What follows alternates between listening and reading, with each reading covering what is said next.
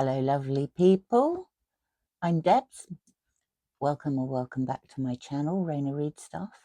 I'm still in the book shack, and I'm going to do my second tag video of the day. And annoyingly, I'm going to post them both as well. Sorry, I've got so many to get through, and we're running out of time. This one is called the Christmas Joy Book Tag, and it was created by Sandy Lender at Sandy Says Read. I was tagged by Pat at Book Chat with Pat, and there are not that many prompts. Now, the first prompt, it asks you to make a Christmas drink and show them what you've got. Show everyone what you've got. I've got a can of Diet Coke. I don't drink much. And I tend to drink very strong black coffee most of the morning and Diet Coke most of the afternoon. When it's really hot, I'll have bottles and bottles of water as well. But that's pretty much it. I'm not, there aren't any Christmas drinks I particularly drink. And I do drink alcohol, but rarely. I don't drink things like hot chocolate or things like that because I don't drink milk. So, failed on the first question. Question number 2. What is a Christmas book or story you remember a parent or teacher reading to you when you were a kid? That would be 'Twas the Night Before Christmas. And I have it in a book that I have had for probably 55 years. It's a bit beaten up now. It's called The Tall Book of Christmas. This was given, look at the spine. There's evidence that something's eaten it, possibly a pet or a brother. This is a much loved book. Good grief. I've had it so long that my name is written in it, and I've just opened it and hidden away at the front. Look, eldest daughter has scrawled her own name in it. How very dare she? I might give it to my grandson eventually, but at the moment it's still mine. Anyway, back to the question. The Night Before Christmas was something that my parents used to read to us, and also teachers at school used to read to us. I haven't read it for quite a long time. I'll read it again. We were all word perfect with it at some point, but not anymore. But yeah, it's the last in the back of this book. Since childhood, what's a story or book that you enjoy that you find yourself returning to each year? I don't tend to return to books each year. During my childhood, this was the one that we returned to. And there's a story in here which I absolutely loved. It's called Giant Grummer's Christmas, and it's by William Darner Street. And Giant Grummer is not a good giant. Apparently, he spent all day on Christmas Day eating pickles and drinking vinegar. Now, he had a castle that was quite a way outside a little village. And the reason, here's his castle, look. There's his castle. There's Giant Grummer drinking his vinegar. The reason the castle was so far away is because it was made of extremely stinky Limburger cheese. And no one could stand to go anywhere near it. Not even Father Christmas. So,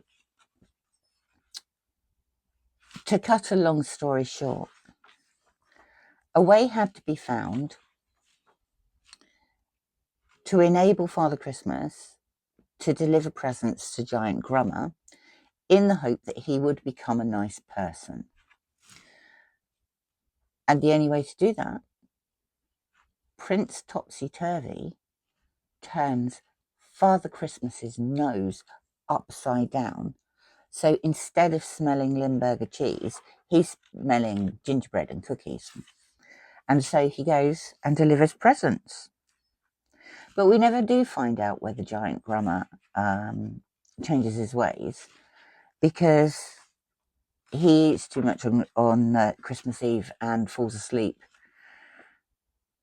and sleeps all the way through it. And that's the end of the story. But I used to love that story. I really loved the idea of this castle made of cheese. So that was one we would return to year after year. Number 3, has your favourite author written a Christmas story? To be honest, I don't know, because I haven't got one favourite author. I have many, and they change depending on what mood I'm in. I know Agatha Christie has written some Christmas crimes. I like those. She is one of my favourites. But that's about it, I'm afraid, for that one. Who is your favourite Christmas character from a book, history, movie? Tell us about that person or critter. I really like Bob Cratchit. I really like Bob Cratchit. He's a nice man. He's a nice man. He works hard. He looks after his family. I like Bob Cratchit. And he puts up with Scrooge without really complaining. Bob Cratchit is a better person than I am. 6, what's a Christmas... Oh no, 5. Do you munch on snacks while you read? And if so, which of your favourite holiday confections do you reach for? I try not to, because I really don't... It's not the fact that I don't like snacks. I love snacks. I ought to eat fewer snacks. What I don't like is snacks on my book. So things like, sausage rolls, you run the risk of leaving a greasy fingerprint on a page. I don't like that. I don't want chocolate on my books. I don't want crumbs in my books. So I try not to.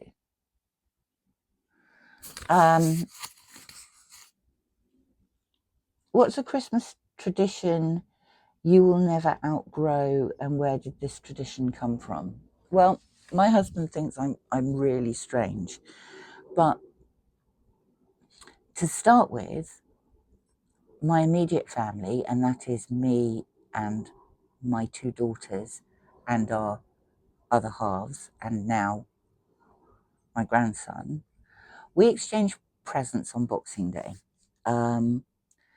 Christmas Day was always a bit chaotic, and when my kids were little, we'd go racing around to see family and things like that. And in the end, I said Boxing Day was ours. It belonged just to us. We didn't see anybody. There were no visitors, and we didn't visit anyone. We did all that on Christmas Day. Boxing Day was ours. And now, my eldest daughter hosts Kerry and John's Boxing Day extravaganza, and my other daughter and her other half, and myself and Phil, my husband, gather. My mum and my brothers visit, and my daughter's mother-in-law is also there, and we see them in the morning, then we get rid of them all, and we have a Boxing Day meal, and then after that we do our gifts for each other, and we do them one at a time. It drives my husband insane, because he thinks everybody ought to just fall on a pile of presents and open them. But it comes from when I was a kid, both of my brothers have Down syndrome. And one year they got up extremely early, and the elder of the two, who is the next one down in the family from me, opened, well, they both did actually, they opened all the presents.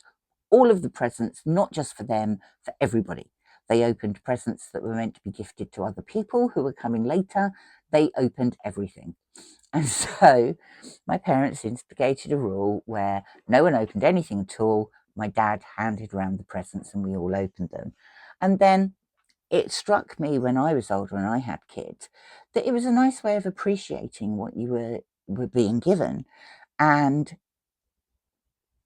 you could remember who you were being given it by, which was important for thanking those people afterwards. And so we did that. We're getting slightly more liberal now, but there isn't a big pile of presents for everybody and they just dive on in there. There's structure, and it's not done on Christmas Day. So recommend 1 or 2 Christmas titles that spark joy, or you would recommend to your audience.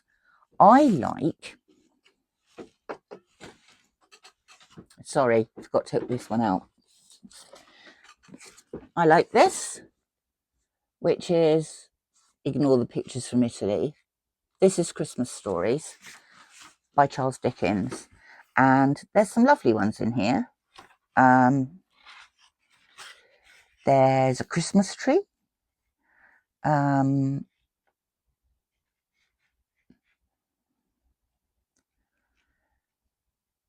There's haunted ones as well. A Message from the Sea.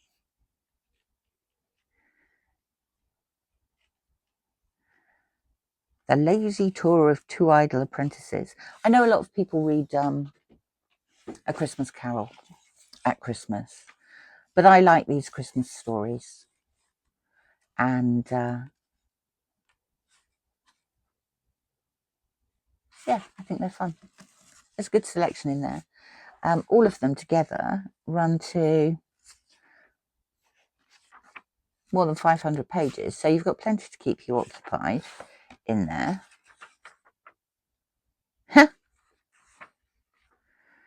Just found an old advert in this one. Mystic Mould Way. How to make perfect everlasting paths. Well, that's not very Christmassy, is it? Tag others. I'm not going to do that. If you're watching this and you would like to do this tag, do the tag. I know that there's very little time now until Christmas and people are busy with preparations. So if you fancy doing it, do it.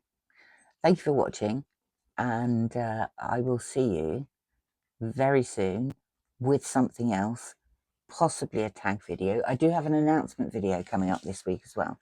But I'm always grateful for you stopping by. So I will speak to you soon. Thank you very much. Bye for now.